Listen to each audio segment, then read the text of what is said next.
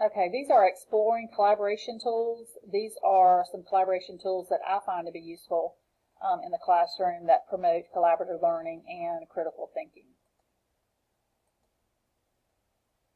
The tools that I use or have started using is Canva, Khan Academy, Storyboard that, and FlipGrid. These actually have links that you can click on and go to the specific sites if you want. The first one is Canva. Canva is actually an online content creation platform. It has a focus on design, and it's kind of like Photoshop, except it's not for editing. It's actually specifically for design. It's ideal for individual students who are creative or want to be creative. The advantages is it's for anyone who really wants to be a designer. It's very user-friendly. It provides great templates. It offers stock photography. Some of the templates can be limiting for editing, which is a disadvantage. May have limited templates that are free. Others you do have to pay for, so you do need to be conscious of that when you're choosing a template. And export options are limited. You can't export it, but you're limited to actually what type of format you're going to export it to. But this is something that can be used with students to work together if they want. It definitely offers them the opportunity to be creative and think about how they want to get a message across if they're creating something. I do have a video here of me actually showing the process and how to go through it, and I'll let individuals click on that as they want to. Okay, the next one is Khan Academy. Khan Academy is an online video library, pretty much. It has a lot of different subjects with video tutorials. There's video tutorials. It has different assessments. Students can learn at their own pace and on time.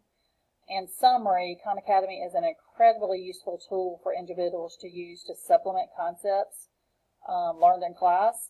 Students are able to work with other students in a community. Once they go through the process of the online tutorial, they earn so many points as they go through, and once they have so many points, then they actually can get online, and they do not have to be limited to talk to people in their school. They can talk to anyone else who has gone through that same tutorial. So it does have a community that they can go through and learn together.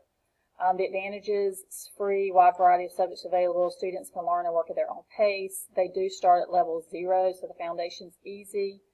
Teachers can differentiate learning if they want to. They can assign different things to different students.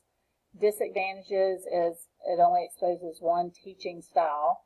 It reduces creativity with students. It's more collaborative than creative. It should not be used as a standalone curriculum, and then some of the units do not have activities that students complete. Again, there's a short video that you can click on yourself that I have gone through and explained it. The next one is Storyboard That. Storyboard That is an easy drag and drop creation platform.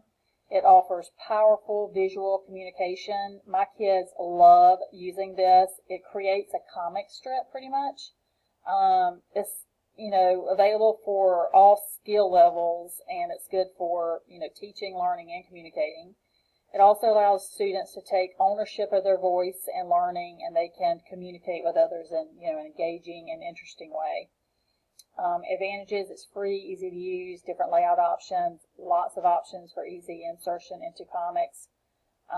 It makes it easy for students to break down and easily be able to tell a story or relay a message. Encourages creativity with user, easy download options.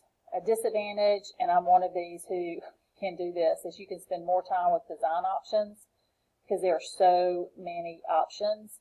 But sometimes students get off task with that, wondering how pretty, in detail their comic strip's going to be instead of actually the message that's taking place.